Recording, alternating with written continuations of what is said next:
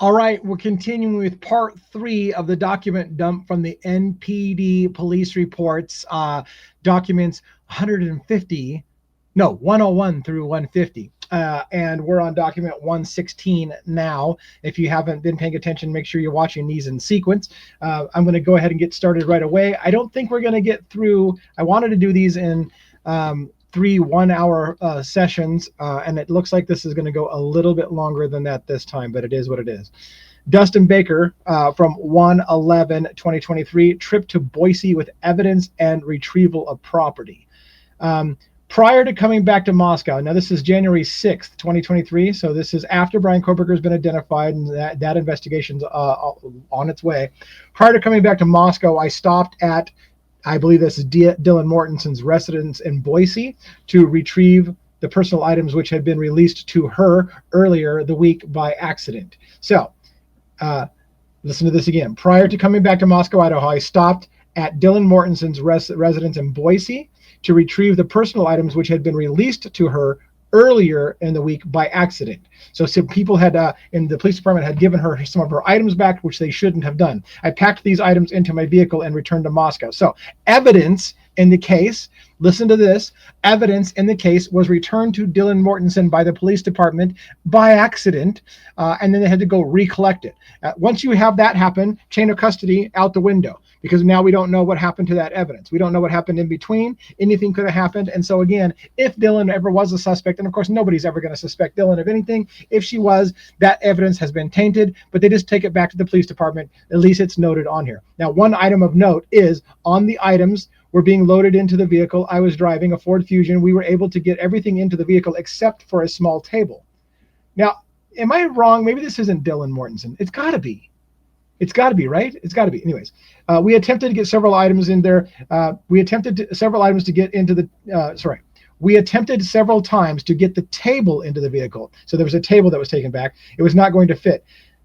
D stated they did not care if the table was returned. So she had her husband break the table into places in the vehicle to place it in the vehicle. That's the part where I'm a little confused because I don't know that Dylan Mortenson is married. Notice up here, DM, and the last name has an M, is redacted. Here, D and a complete different last. I don't know if you know it's the same name. Look at how long Mortenson is, and this has D and a shorter redacted thing. So I don't even know if this is Dylan Mortenson married. I don't. So I'm either wrong.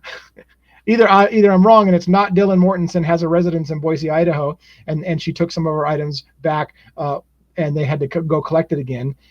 Is it a different DM? How many different people is that name? And then this person has a husband, and I don't think I haven't been able to confirm Dylan's married. So is she married and I just missed that somehow? Did she get married after the murders within? I don't think so.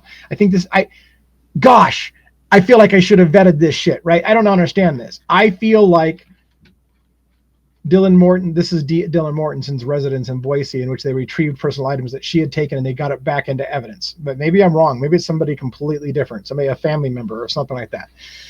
Correct me on that. Sorry if I got that wrong. All I can say in my credit is at least I'm telling you I'm confused. When you have redacted shit, you're going to get confused. You hide everybody's name behind shit and you're going to get confused because it's all redacted and there's multiple people with multiple initials. What the fuck's going on?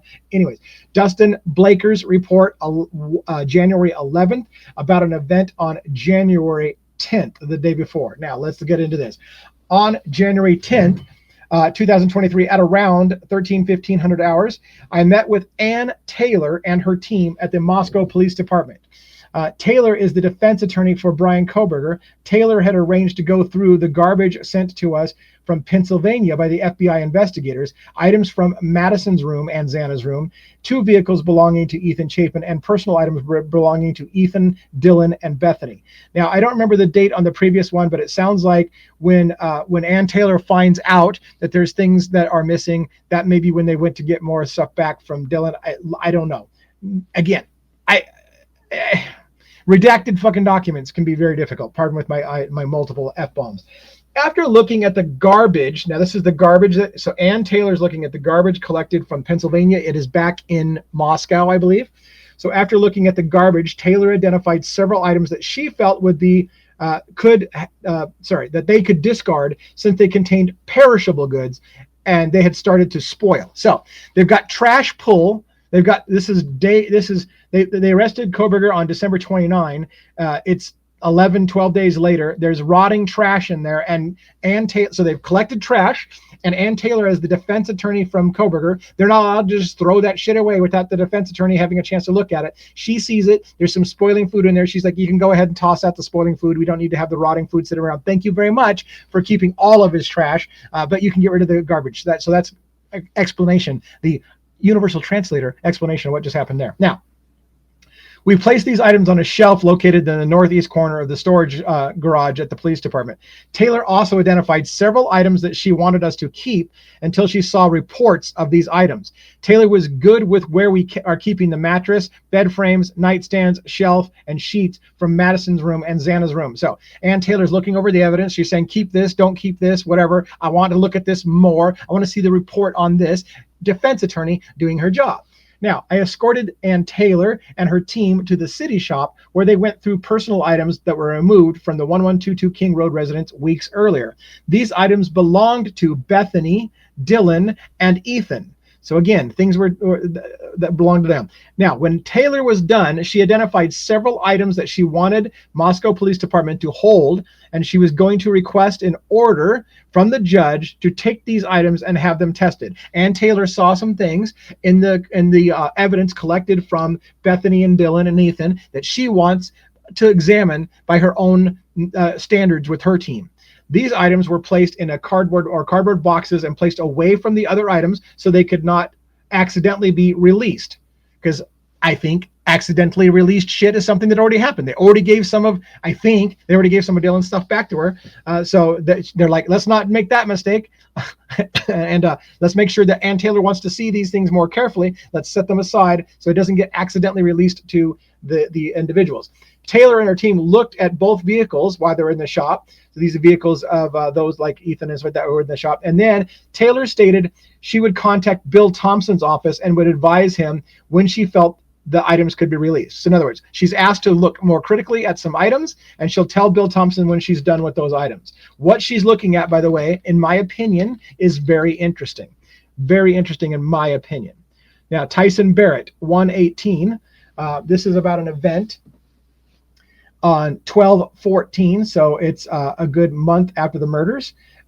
KL asked me if there's any way to ensure the personal text messages and photos shared between her and Madison would not be deleted or lost off of Madison's phone. I told her I would check back with her for forensic detective. So it sounds like a friend or family member of Maddie was texting with Maddie and wants to make sure that the police and their interrogation of her phone, Maddie's phone, the victim, doesn't delete those text messages because maybe they don't have a copy for themselves and they want to have it for posterity or whatever. So they're asking for that. Now, on 12/15, I talked with Detective Mowry about saving the messages and photos on Madison's phone that were between her and this individual. Detective Mowry said, now, so here's what's interesting. Up here, it's redacted to KL, but what they're looking for is they're talking about messages and photos between Madison and somebody fully redacted, not even initials. So that leads me to think that the person who's asking for Maddie's phone messages or pictures and stuff like that and text messages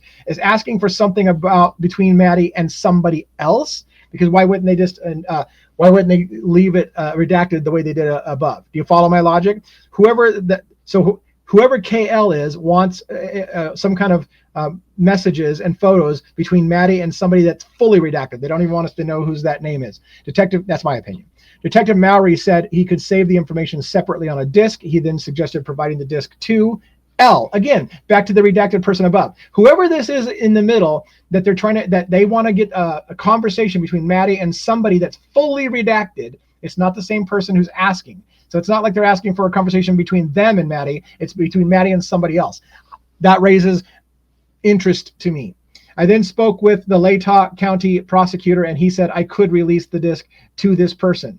So Latah County prosecutor Bill Thompson, perhaps. So it was on 12/19. I emailed the disk to that individual, and that individual contacted me, said that she received the disk. So again, I interpret this as just a point of interest.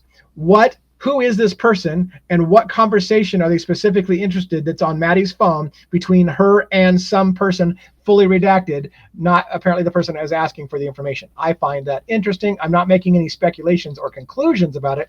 I'm just saying, you internet sleuths out there who are better than me at my job, I'm working on it. I'm coming up to speed, but you guys are better than me. So tell me who that is or what it is. Brett Payne from January 20th.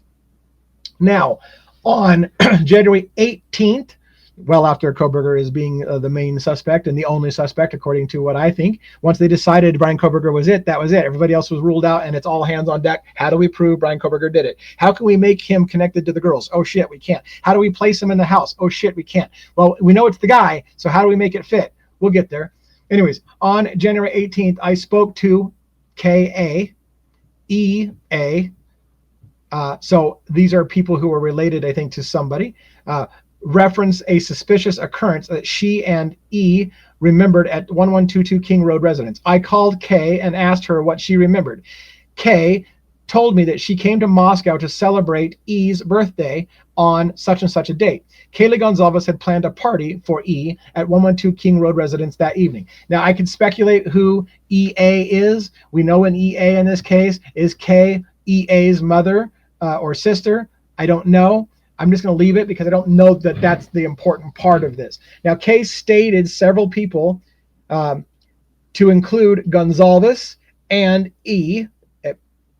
Again, I think I know who that is, but I don't want to get it wrong, so I'm just going to leave it. We're on the back patio during the party. Gonzalez's dog, Murphy, was also present. Kay stated that Murphy ran up into the house or into the bushes behind the house on several occasions and would not return when called. Kay stated they called Murphy numerous times before he would come back. Kay told me the group eventually went inside and shut the door. This was the only occurrence Kay was present for, but told me E remembered more similar occasions. So Murphy tends to take off running and disappear. It's a normal occurrence. So going back to the evening of the murders, when Bethany and Maddie, I think, take Murphy out for Kaylee, and the dog ends up disappearing. And then Maddie comes back and says to Bethany, hey, have you seen Murphy? Because they took him out together, but Bethany returned from the house early because it was cold outside. That's the story I'm getting, right? Bethany and Maddie took Murphy out, which is Kaylee's dog, at 2-something in the morning. It was too cold. Bethany went back in the house. And then at some point, I think Maddie went back and said, hey, have you seen Murphy? He's gone, because the dog takes off from time to time. Now, I called E. I think I know who that is, but again, I'm going to leave it for the moment. On 119, referencing these occurrences. So the officers following up to corroborate this story. E also related the occasion on her birthday and added it was unlike Murphy to not immediately return home when called, which is the reason she and Gonzalez were concerned about someone being behind the house when Murphy would behave in this manner. So what they're saying is Murphy doesn't usually take off and not come back. Usually he does that when someone is around and he's fixated on a person. Why is that interesting to us? Well, because that night Murphy took off when they took him outside and couldn't find him. Was that because somebody was around the house at that moment? That's where I'm going with that.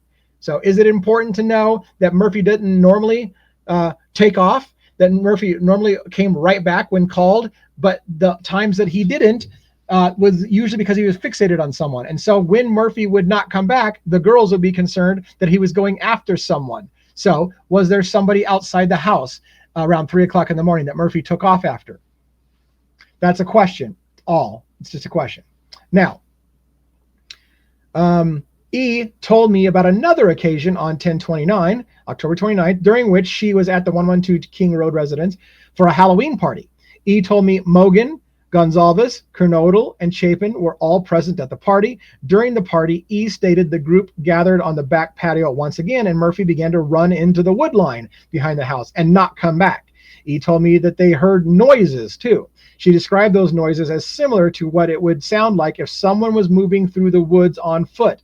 This occasion took place midday, and they did not see anyone behind the house. However, Murphy's behavior and noises caused them to go inside and close the door. So what does this mean? Prior to the murders, very soon, only 2 weeks before the murders, Once again, Murphy is taking off into the tree line. Somebody is hiding in the trees. It seems like they think they hear somebody moving around in the tree line behind the house. Now, all of that is great and dandy if you believe Brian Kohberger was continuing to stalk the girls and he was doing that from the woods. If it isn't Kohberger, which, by the way, law enforcement would really like to prove that Brian Kohberger was there for those appearances too. If they had been able to prove that his phone went there and would have been the guy that might have been in the bushes, we would have heard about it. That's my opinion. But because it didn't fit the narrative and it wasn't Brian Kohberger, that's what I believe, then they're just going to let that go because we only want to focus on this is the way it works. And it's not even necessarily deceptive.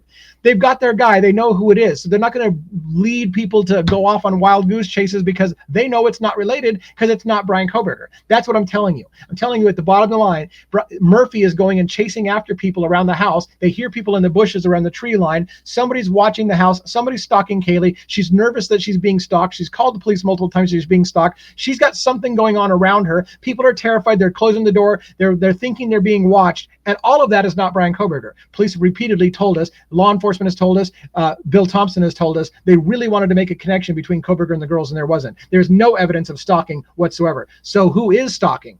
And are we just going to ignore that? Yes, of course we're going to ignore it because it doesn't fit the narrative. It doesn't fit the narrative, so we're just going to ignore it.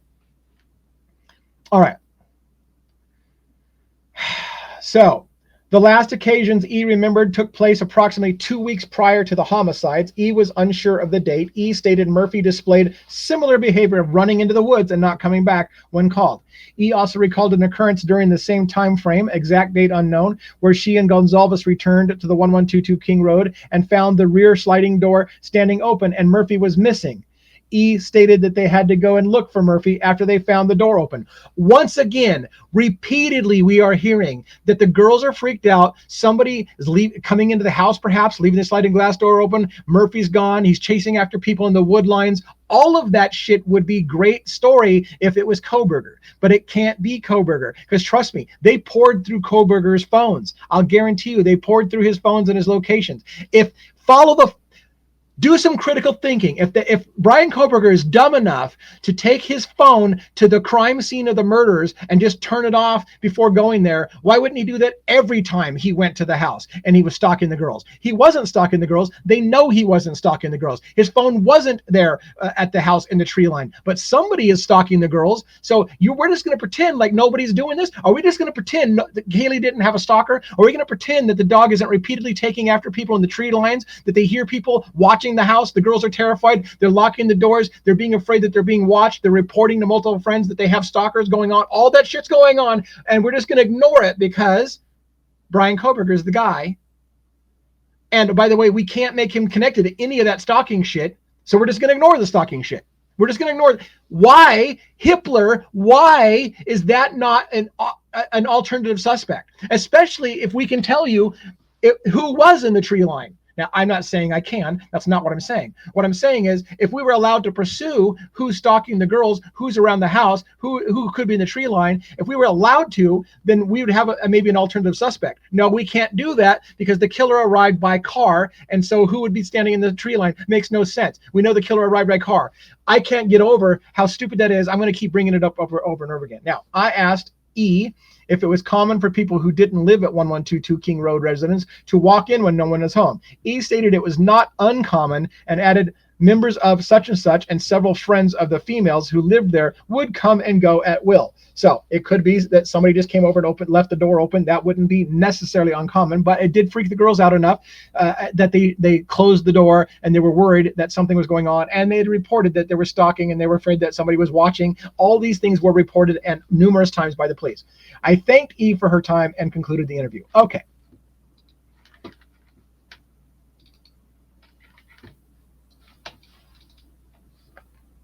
Tyson Barrett now on January 20th about an event that happened the day of the murders on 11/13/2022 around noon, or is that midnight? So 12, yeah, it would be midnight or noon. Sorry, it'd be noon, right? 12. So 00 would be on 24 hours. 00 would be midnight. 12 would be noon. Okay. On 11/13 at around noon, this is after 911 call and after people are arriving, right? I received a phone call from Sergeant Gunderson informing me his team responded to a call at 1122 King Road where they found 4 deceased college-age individuals inside their residence. He said it was apparent that they had all been murdered. Sergeant Gunderson said they did not know the location or identity of the suspect. Now I'm going to scroll down a bit. Is this? Yeah, we'll just get into this. All right, here we go. Sergeant Gunderson said his team had cleared the residence and secured the scene. Now, this is interesting. They arrived at, I mean, the call came in at 11:56. It's 4 minutes later, and police have already arrived and cleared the scene in 4 minutes. That can't be right. That can't. But anyways, I'm just thinking out loud. Maybe I should have vetted this more beforehand because I'm just thinking out loud again. But anyways, all right. I called Chief Fry, Captain Lanier, Captain Dallinger to let them know about the homicide. So yeah, this is really, really early, and the police have already cleared the house and said there's nobody else, and the scene's been cleared. Chief Fry, if you remember, he gets a phone call. He's out of town. Captain Lanier, Captain Dallinger to let them know about the homicide. I called Detective Sergeant Lawrence, told him about the homicide, and asked him to call in Detective Sergeant Lawrence, or call in. This Detective Sergeant Lawrence said he would call in Sergeant Blaker and Corporal Payne to assist as well because they were slated to rotate into the detectives soon. So in other words, Blaker and Payne were both going to be detectives soon. So he's bringing them in to get kind of like some experience on this one. Sergeant Lawrenson said he was able to, he was also calling the Idaho State Police to ask for Region 2 detectives to process the crime scene. This is early on in the crime scene. They're calling in Idaho State Police, multiple officers, some that are going to be detectives soon. Anyways, he called BE, the University of Idaho Dean of Students, and BL, which is the University of Idaho Office of Public Safety and Security, to inform them of the homicides because the residence was near the U of I campus, and then victims appeared to be college students. Now, I don't know about you, but it seems weird to me that in an early murder investigation, your first concern is to call the university dean. I don't know. I thought that felt weird, but you guys probably are okay with it. I just felt weird about it. But when I arrived on scene, I met with Sergeant Gunderson and Sergeant Lawrence on the street in front of the residence. We briefly discussed the scene, and I was given the names of 4 individuals who were killed. So right away, they have the names: Ethan Chapin, Santa Carnodal, Madison Mogan, Kaylee Gonzalez. I was also told 2 of the witnesses outside, Dylan Mortensen and Bethany Funk, redacted, because I don't know why we need to redact them anymore. It's not a secret, were roommates and were apparently inside the residence when the incident occurred. So again, by the way, I want to make it clear, many people have stated and theorized that Bethany Funk and Dylan weren't even really in the house that night. The officers clearly state over and over again they were in the house. Leave it for what it is. Do they know? Do they not know? Is there any suspicion about whether or not Dylan and Bethany might not have actually been in the house and were actually somewhere else that night? Anyway, Sergeant Gunderson told me a dog was taken out of Kaylee Gonzalez's room and transported to the Humane Society for safekeeping. He told me it didn't appear the dog had gone into the rooms where the murders were committed because it didn't have any visible blood on its body. This is one of the million-dollar questions everyone has. How did Murphy not have blood on him? If Murphy's freewheeling at 2:30, 3 o'clock in the morning and lost, and they don't know where that dog is, can I pet that dog? Anyways, if that dog is, I digress. If they don't know where that dog is, at what point did Murphy get put into the bedroom? Was the door open or shut? If the door was open, then why isn't the dog running around? Now, what you're going to find out very shortly is that the dog was timid and scared. So what did the dog see? What did the dog experience? Because the dog was afraid. And basically hiding under a desk and hard to get to. So what did the dog see? Why does not the dog have blood on him? Now, what you're also going to find out as a weird spoiler alert is that nobody took photographs of the dog to prove that it didn't have blood on him when he showed up at the crime scene. Not suggesting that he did and somebody's lying about it, but nobody decided to even photograph the dog, which I find suspicious. If I remember right, as we get later, it became one of those weird, like, why the fuck didn't anybody photograph the dog? Anyways, Sergeant Gunderson told me a dog was taken out of Kaylee's room. We got that. Okay, I contacted the U of I dean and gave him the victims' names and asked if he would verify if they were students. He contacted me later and confirmed all 4 were students, but didn't have any emergency contact information for them. Now, that part I can get. If they're trying to reach for victim notifications, for family notifications about the deaths, reaching out to the school to find out who their parents were, but that makes sense to me. Now, at 13:04, the University of Idaho sent out a vandal alert. It's the University of Idaho Vandals. They sent out a vandal alert via text message regarding the homicide. At about 13:30, this is about 1:30 in the afternoon, we moved the witnesses. So at 1:30 in the afternoon, pretty early on, we moved the witnesses who I believed were students that patrol identified on King Road to be Moscow Police Department training room. So they moved the witnesses, from the location to the Moscow Police Department training room. I met with Sergeant Lawrence, Sergeant Baker, and Corporal Payne and Detective Mowry, and asked them to start interviewing each person. So it is relatively early on that they're separating the kids and asking them their stories. It looks like they're being separated. I don't know if they're all together or separated. It should be standard police procedure to separate the eyewitnesses and get their stories and make sure they all match, because everybody on scene could be a potential suspect. They should be checking them, make sure their stories match, and separating them. But anyways, I don't know if that happened. Also, I met with CF, a U of I Associate Dean of Students at the police department. I talked to her earlier about having the students come to the police department to be interviewed.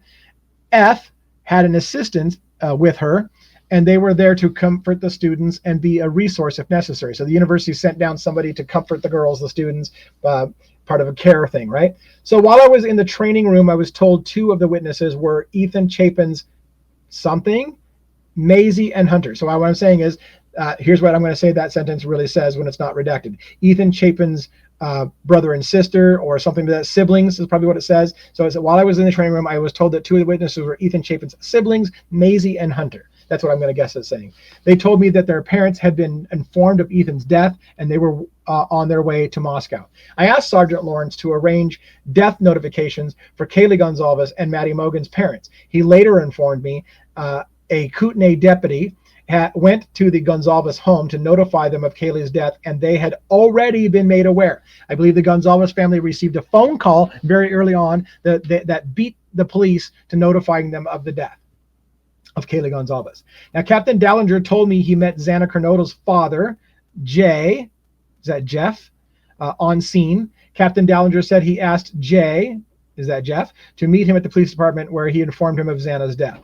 Sergeant Lawrence said a Coeur d'Alene officer went to S&K Lanier, I think this the Laniers, right, house to notify them of Madison Mogan's death, because that's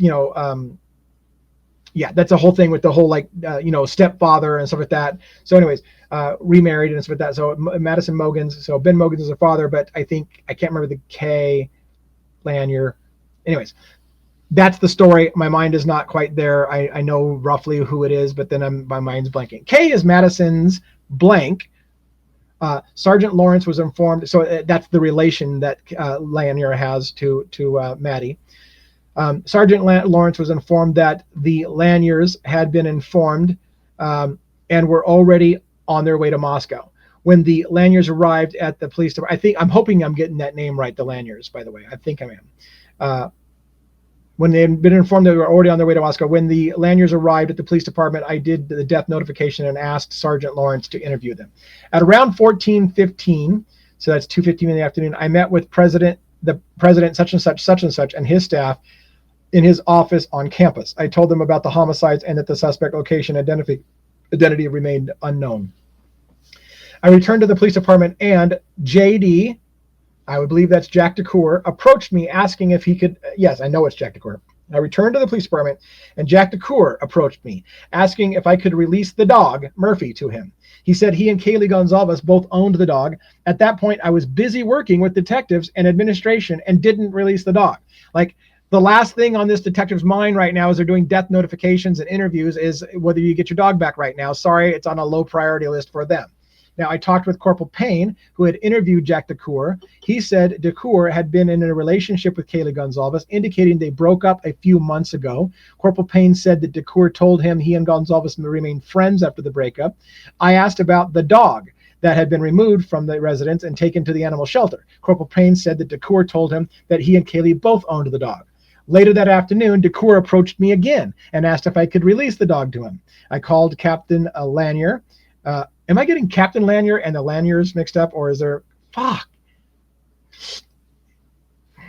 Anyways, I called Captain Lanier, who was with Sergeant Gunderson outside 1122 King Road. Captain Lanier confirmed with Sergeant Gunderson that they understood DeCour co-owned the dog, and the dog was taken to the animal shelter for safekeeping. I was told the dog was uninjured and didn't have any blood on it.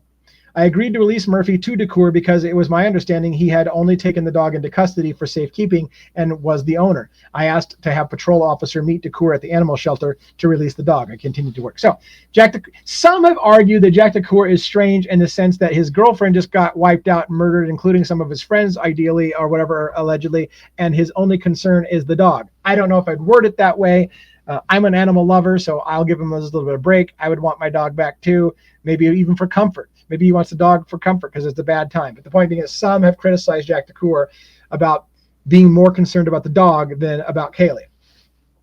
Now, this is going to be a report from Danny Vargas on January 20th about an event on November 20th. This is days after the murder. On November 20th, multiple friends and family of the victims gathered in Moscow, organized into several groups, and canvassed several areas in Moscow for possible evidence. Now, this is strange. This is like they're on campus. They're not at the King Road residence. They're on campus, I think. I was contacted by several people from the groups when they located something of interest. I met with the group and photographed and collected the following items. A clear food service grade plastic glove located at the top of the hillside to the west of the walking path in between Nez Perce and the U of I administration building. So this appears to be on the school campus. So a group of students, friends, and family have gathered around the campus to search the campus looking for clues for the murder, I guess. And they saw something suspicious on campus and called it in. It was a clear plastic glove, and so an officer takes a photograph of it. Just down from where the plastic glove was located was a large beige metal generic generator box. There was a plastic bag inside the box which looked like it had white grease rags inside of it. I photographed the item and did not collect it. I'm going to take a moment to look at what is a generic generator box. The reason I'm questioning this on the fly is this object that supposedly the killer had that looked like a vacuum cleaner. What is a generic generator box with gloves in it or greasy rags in it? A generator box typically refers to one of the following three components in a power system. Okay, what does it do? Or what is it? It automatically detects power outages. It switches your home from utility power to generator power and switches back when the power is restored. It looks like a metal box, often mounted near your main breaker panel, labeled generic transfer switch. Some homes use a generic load shed or smart management module to control which appliances run during generator use. These boxes prioritize loads to prevent overloading the generator. Weatherproof enclosure. If you're using a portable generic generator, the box may refer to a power inlet box mounted outside the home. Connects your home through a transfer box, or it may have been enclosed around a standby generator. If you have show me a picture. Show me a picture. And if I get the picture of a box, hopefully it knows not to do it just a box, but the actual generic box. I know this is on the fly, and maybe I'll edit some of this out and make it a little cleaner. Transfer box. All right, I'm going to show this to you. All right. I'm just going to show this to you for shits and giggles on the fly. It's weird that we're doing this on the fly. This is a generic transfer switch box, right? Oh, we jumped up too far. Good Lord. So there's a big one. This is a smaller one. I don't know. I shouldn't have, maybe I'll cut this out in my thing. The first thing I was thinking is about what was this item that Dylan said that the suspect had what looked like a vacuum cleaner. Could it have been a switch box? Could that be what was left on campus? that's a big jump. That's a big jump. It's just where my mind went, and I'll try to decide if I'm going to leave that in or not. All right. Now, just down from where, okay, so we got the generic box. There was a plastic bag inside of the box. Here's what's weird. If that box is a switch box for transferring power during a power outage, why is inside of that box what looked like white grease rags inside? Why would you put grease rags inside of a switch box for a power outage? I find that odd. A light pink beige pair of women's underwear, Werner's brand. This was located in a juniper shrub by the Shattuck Amphitheater in Charles Houston Shattuck Arboretum. So I don't know how close that is to the area. Are they just finding random shit on campus and going, could this be? I don't know. And a black winter glove, one size fits all. This item was located near the steps which led from Memorial Gym parking lot 39 to the tennis courts. Now, black winter glove. I'm assuming that's not a penguin glove. I'm assuming it's not a penguin glove that's later found at the crime scene. I really am not. I'm not assuming that's the case. It's a black winter glove. Could be random shit. But again, remember, what was the date of this? Yeah, this glove found here could be. I shouldn't do this. I feel like I shouldn't do this. That glove, in theory, could have been. This glove is found after the murder scene, but before the second glove was found at the scene. I don't know. For what it's worth. For what it's worth. Do what you will with that and let me know. Now, the items I collected were transferred to MPD and stored in a temporary storage in detective. So what we're getting is this black glove found on campus is taken by the Moscow Police Department and put into evidence. Take that for what it's worth. One group located what they believed to be blood spots on several rocks in the Arboretum and Botanical Garden near the gathering spot on the north side near the kiosk. Detective Talbot with ISP tested the spots and determined they were not blood. Okay? So one group located what they believed to be blood on the stairs at the building 5 at the Grove Apartments. Detective Talbot determined that this was not blood. The photos I took were copied onto a DVD and booked into evidence. Okay. So there's some weird items found on campus by people who are maybe just trying to help, and maybe they're finding random shit, or maybe it's not random. I'm going to kind of say it is random, but it still has interesting potentials. Sergeant, and again, I try to be very, very careful. So what you'll notice is I'm not running off with a wild goose chase and saying, there it is, there's where the glove came from. What I'm saying is, I could see how somebody could make that judgment. Somebody could say there was a glove found on campus and it was booked into evidence in time for it to then be put at the crime scene, and they might make that conclusion. I'm not saying that. What I'm saying is I can see where somebody's going to go with that sometime. So I'm just getting ahead of that. Like, oh, here we go. This is what, and if they do, I'm like, okay, I know what glove you're talking about. That's all it is. It's just like, I know what glove we're talking about. It's the glove they found on campus. And then that showed up later, and then a glove found out someone else, and I know that you're saying that those are the same glove. At least I know where you got it from. That's all it is, and that's where I want you to pay attention. If anybody ever does say that that glove is planted, that you can know where that came from. That's it. That's all, people. All right. Now we're looking at detailed information about Kaylee Gonzalez's dog during the initial response. So this is the day of the murders on 11/13 at approximately noonish, right? I arrived at the King Road residence for an unconscious subject. It was quickly determined the scene was likely a quadruple homicide based on our observation. When I arrived on the 3rd floor to assess the scene, I noticed a medium-sized curly-haired tan dog on the bed inside the western 3rd floor bedroom, later identified as Kaylee Gonzalez's room. Keep in mind, the dog is in Kaylee's room. Keep in mind, there's no mention of a dog crate, so is the door shut so the dog can't get out? Why is the dog not roaming around the house? What's going on there? Now, the dog appeared timid and scared and didn't react to our presence. Didn't react. So normally the dog takes off barking at somebody that it sees in a tree line. Now the house is full of cops and the dog is timid and scared. Now, I don't know a lot about dog psychology, but it feels like the dog may have seen something and now the dog is terrified. So it makes you wonder, and it's just a narrative, why the dog is not freaked out that there's cops all over the house. Anyways, the dog appeared timid and scared and didn't react to our presence. Due to the chaos surrounding the scene, my initial concern was preserving the scene. As part of that process, I asked one of the officers to shut the door so the dog did not attempt to jump on the bed with any of the victims. Now, this is where a lot of people have had a lot of speculation. Well, they had to shut the door, which means that the door was open. The question becomes, did the officers, was the door already shut and the dog was already in the room, and when the officers were searching the house for other suspects to see if anybody else was dead or if there was an intruder in the house, they opened the door and left the door open, and the dog just didn't come out of the room. You follow what I'm saying? Because this is how little things get spun into big conspiracies. Well, I know that the dog was open, so the dog was wide open, or the door was wide open, and the dog had access to the entire house. Why isn't it covered in blood? We don't know how long the door was open. But we do know that when this officer comes and sees the doors open, and that he asked the dog to be shut in the room so it didn't contaminate the crime scene. After the area was cordoned off and the area was secured, Corporal Snyder began taking photos at the scene. At some point prior to this process, the dog moved from the bed to under the desk in Kaylee's room. After photos were completed, I asked LCSO Deputy Olson to respond and assist by taking the dog to the Humane Society of the Palouse for safekeeping.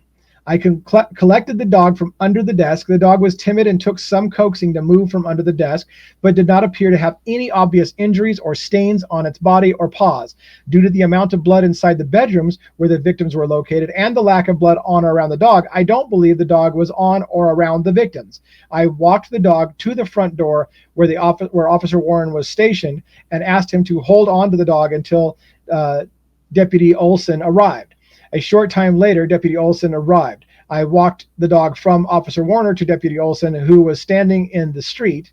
At my request, Deputy Olson transferred the dog to the Humane Society of the Palouse. I asked Deputy Olson to write on the intake sheet for the Humane Society to not release the dog to anyone unless MPD gave them approval, because the dog is now kind of part of the crime scene.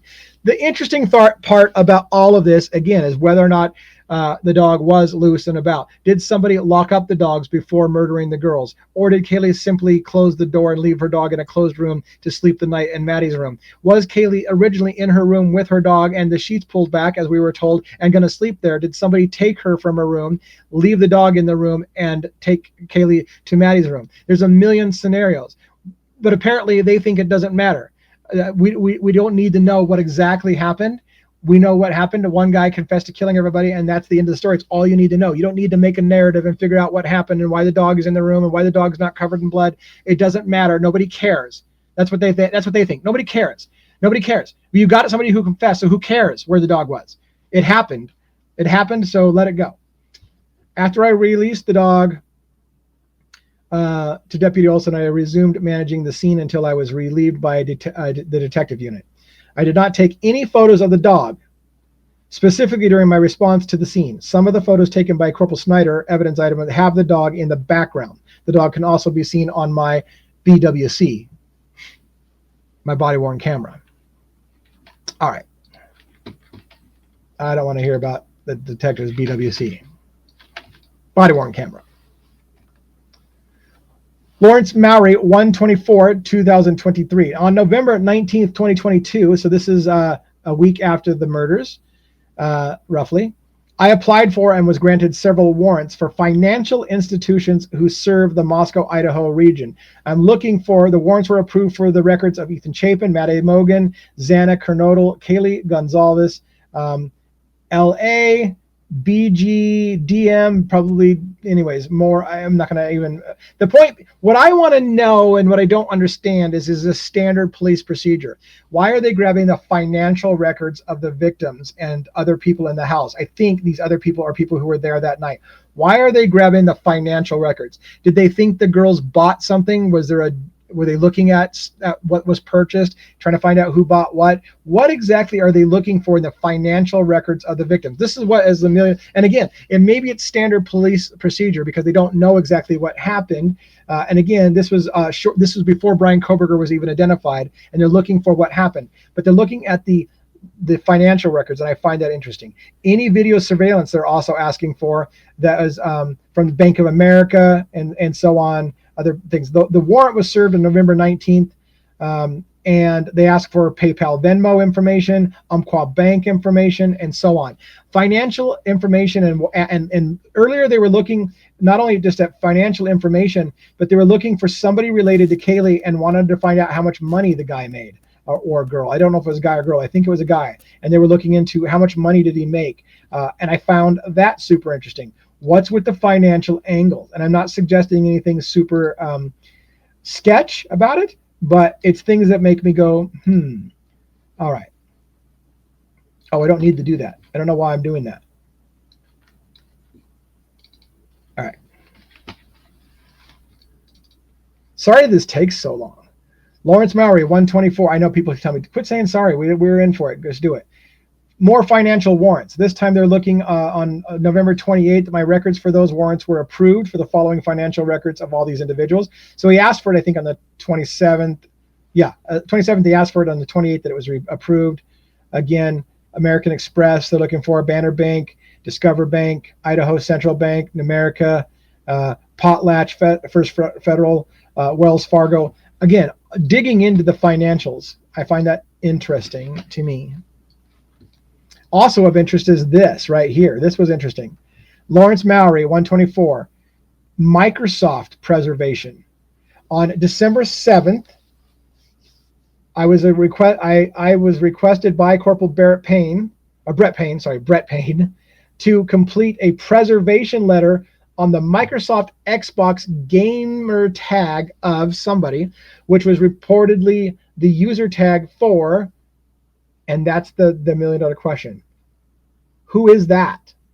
Is that a C, an OO, a CO? It's clipped off enough that you couldn't tell if it was a C or an O.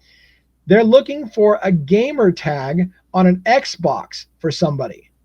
And there's been rumors for a long time about kids that were gamers and playing. And there was even rumors that Brian Koberger played video games. Which was the video game that they said that they played? League of Legends or something, was it? That Koberger, and maybe that, I don't even want to go down the rabbit hole. There's all kinds of conspiracy theories about video games being used by the government to spy on people and do psychological research, whatever. But anyways, I find that interesting. It's not something we want to go for real far down, that they were looking for the gamer tag of somebody, and I want to know how that relates to the crime scene, or how they thought it related to the crime scene. Ultimately, they're going to say it didn't relate to the crime scene, but what did they think? What were they thinking? What were they thinking with the gamer tag of the Xbox? Now, this is Danny Vargas on January 25th. On November 17th, this is days after the murder, Detective Chris Engel with the PPD, which I believe this is Pullman Police Department, provided me with an email with information regarding several Pullman home invasions, including a possible suspect of JAC, whatever that is. I forwarded this email to the FBI/Moscow tip line to be assigned up and followed up with. On December 13th, 2022, I saw an article online of the recent arrest of some person named SH in some location. H, that person I think, was arrested for stabbing multiple people at a casino in some location they don't want us to know about, and fled the area in a white sedan. Oh, like maybe a white Elantra? Could be, because it's a white sedan, same kind of car. I reached out and spoke with Detective somebody. Apparently they don't want us to know who Detective MA is, with the, we don't know what county it is. And I don't know what that, remember, I forgot what SO stands for. Anyways, Detective so-and-so, they don't want us to know who it is, provided me with descriptions of the suspect vehicle and the weapon which was used in this offense. Whole bunch of shit blocked out they don't want us to know about. Detective A from some other place we don't know about also stated the sheath for the knife was located on the passenger seat of the suspect vehicle. I determined this person was not involved in our incident and told Detective A that I would not need any further information regarding their incident. Okay, so it's another police department's investigation into a stabbing where a knife sheath was involved, but they decided ultimately it had nothing to do with their crime scene. And that's fair. It may have had nothing to do with their crime scene. Now, around December 15, 2022, I received a phone call from Detective somebody from some places, county sheriff's office, with information on an abandoned 2016 white Elantra, which was located in such and such county near a residence. Now, lots of people have talked about a crashed up white Elantra that they believe was the Elantra used at the crime scene. All of these are coming back to my memory as things that people have been saying for years. What about that crashed up Elantra that was found? What if that was from the crime scene? So here, this might be that Elantra. I don't know. I called Detective so-and-so back, and he provided me with the plate number, which is registered to somebody. Look at that. Look at this. OOCC. This is that same kind of thing we talked about before. Which document was that in? Was that the gamer tag? Was this the person with the Xbox? Out of some place. My mind can't process it all. You guys need to help me out. Detective somebody stated there was a past contact at the residence where this vehicle was seen parked involving a relative of somebody by the name of O or C, E, P, C, and R, and L, and S. Jesus. So redacted you can't tell what's going on. That's probably by design. Detective F sent me a photo of the vehicle, which is I determined did not match the suspect vehicle description. So in other words, they got a 2016 white Elantra. There's some kind of potential connection, but he says, this detective says, doesn't match suspect vehicle 1, so it's not the same car. We're going to let that go. Okay. And again, I know you think that I'm trying to say that I know something. I don't. I'm just asking questions. That makes me just like, what's going on there? Now, on November 15th, 2022, I called KF, whoever that is. I think it's a family member, or is it maybe? Oh, no, this is a property owner. On November 15th, this is a couple days after the murders, I called KF, the property owner for such and such Linda Lane, and asked about video footage he has on the property. F stated that he did not, or they did have video, and later sent it to me on email with a direct login to his camera system so the videos could be viewed anytime. R&D below is a link to a Google Drive with footage from the cameras at such and such Linda Lane. I uploaded those videos in 2 cameras from 2 o'clock till 6 o'clock in the morning on 1:15. So they're looking during the time frame of the murders for those cameras. One camera shows the parking lot of such and such, including a little bit of the parking lot from Queen Apartments. I think this video is the video we've all seen a ton of times, the parking lot shot where you can kind of see the King Road residence off in the corner. The other camera covers the street of Linda Lane looking towards Taylor and Blake. The longer videos, larger files, show an entire hour, where the shorter clips show where the camera system detected motion. So one's a motion detection system, one's a continuous looping thing. So one only comes on when it sees something, the other one is continuously recording. All right. Note that the camera that points down Linda Lane goes offline every day from, why the fuck is that redacted? Why is it secret for us to know what time the camera reboots? That's the part that I'm really freaked out about. Why would you redact what time the camera reboots? At some camera that they're looking into on Linda Lane, it goes offline every day at a very specific time for a scheduled Wi-Fi reset, and they don't want you to know the time. Why is that? Because is it possible somebody committed something during the time they knew the camera was rebooting and wouldn't catch it? I don't know. Why is it a secret for us to know when the camera reboots? That makes no sense to me. On November 27, 2022, I called CFOF, who lives at some location drive. I asked this person if she still had her Nest camera system, and she stated she did. This person put me in contact with her husband, and that's her husband's initials, I believe, and said that he could provide me with their available camera footage. That husband, I think, brought a hard drive to MPD, which contained video footage from their Nest camera. A white sedan matching the description of the suspect vehicle is seen traveling west on Indian Hills Drive and passing by Indian Hills Drive on 11/13 at approximately 3:25 in the morning. Now, I want to point out, by the way, this is one of the things that I'm critical about law enforcement on. Once law enforcement has their eyes set on somebody, they don't want to see any information about any other car that doesn't fit what they're looking for, and they will only look at the information that they think is the car they're looking for. It becomes a selective thing. Right? They start looking only for those things that are going to support their narrative. And that's part of my problem is critical of law enforcement, because they don't grab everything and make it part of evidence. They're like, nope, that's not related. Oh, that car might be ours. We're taking that. And then they build a case around only the parts that they've decided are relevant. Now, on December 2nd, we're going to end on this article. On December 2nd, 2022, Detective Chris Angle provided me with the contact information for the something Pullman, Washington. I reached out to the corporate security head, somebody, and he stated that we could come to the branch in Pullman and view the video on site to see if it would be of any evidentiary value prior to requesting a search warrant to obtain the video. So in other words, this person's willingly giving up their security camera footage to the police to look at before making them get a search warrant for it. That's fine. It's just that the police should get a search warrant, but he's saying, hey, you don't have to. Come on over. I'll show you the video. And if you like the video, if you think the video is worthwhile, then obtain a search warrant to legally obtain the information. I don't know why you couldn't just give it to him. But anyways, P made arrangements to view the available footage, video at the FBI or at such and such a location. FBI, somebody called me and told me that he viewed the available video and did not locate anything of evidentiary value. So they looked at the video, decided it wasn't important, didn't confiscate it. And again, I would argue in a satirical way that they didn't need it because it didn't support the narrative.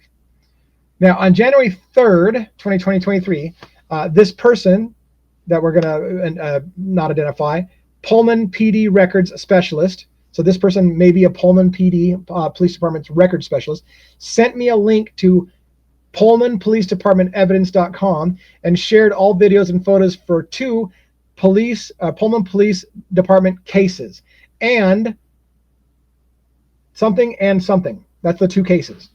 Something was a found buck knife in a sheath located on Terre Avenue in front of the WSU Technology Research Park on 12/29. The photos for this case are attached to Spillman to the original call, and I did not download the photos for PPD evidence. The other incident, I think, was a hit and run DUI accident at such and such a location, which occurred on 11/12, so the night of the murders, or just before, the night before the murders, if you will, at approximately 23:40, so late in the evening. It was a car accident. This location is on the same road. Now listen to this. This is one of those things that, like, somebody like Pavarotti calling him out, somebody like Pavarotti probably knows the answer to, because I think he's covered this kind of shit. And it's one of those things that make me go, it's super interesting. So this accident, multiple officers, okay, so let me go back here. So this accident here, this location is on the same road leading to Koberger's apartment complex. So it's at a time that, or a location near Koberger's complex. Multiple officers responded to this location and remained on scene for several hours with their in-car cameras and body cameras capturing the video. The videos span from 11/12/2022 at about, and that would be, I think, 11:41, almost near midnight, I think, to 11:13 at 3:25 in the morning. Why is this important? Let me break this down to you why it's important to me. You've got police officers with cameras that are looking towards the road Brian Koberger lives on, and their cameras are running between the hours of 2-something in the morning through 3-something in the morning. The time that Brian Koberger allegedly leaves Pullman, Washington, and is seen on a security camera, not these, I don't think these car cameras, on a security camera seen leaving Pullman, Washington around close to 3 o'clock in the morning. So here's an accident scene where cars are filming a road leading to Koberger's apartment. Did Koberger's car get seen by these police cameras that are filming the area during the exact time Koberger's leaving Pullman, Washington, allegedly? That's what I want to know. Maybe you guys already know the answer to that. Hopefully you follow that logic. The suspect vehicle was located on WSU Greek Road. Now that suspect vehicle I think they're talking about is from this incident, this Pullman police incident. The suspect vehicle was located on WSU Greek Road, and officers responded to that location as well. Somebody, the owner of the suspect vehicle, not Brian Koberger, note, not Brian Koberger, was contacted and arrested for this offense and booked into the Whitman County Jail. While reviewing the photos located on Koberger's phone, I found a screenshot of that same person, right? The person's name is CEF. The owner of the suspect vehicle was contacted and arrested. And then while reviewing the photos located on Koberger's phone, I found a screenshot of F, Whitman County booking information taken from the Whitman County Jail roster. Last modified date, 11/13 at 6:27 p.m. I downloaded all the videos. That shit right there, that shit just bothers me. Koberger's phone has a screenshot of the booking information of the guy that was involved in the accident. Why?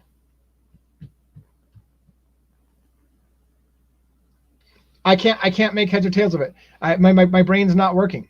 I downloaded all the evidence from the ppdevidence.com regarding it and will review it to see if Koberger drove by the incident between. So we did look. They thought the same thing I did. These cars are trained right on the area that Koberger would come down. Did the officers get a video footage of Brian Koberger leaving during the time that they say he left? Now, I don't know the answer to that. I'm only on document 151-ish or whatever. That's where I've gone through, and I haven't seen the answer to whether or not the police cars ever caught Brian Koberger leaving on camera. That's $1 million question for me. This has been another hour, people. I almost am certain, although there's a huge one, which is the basis of the probable cause affidavit coming up.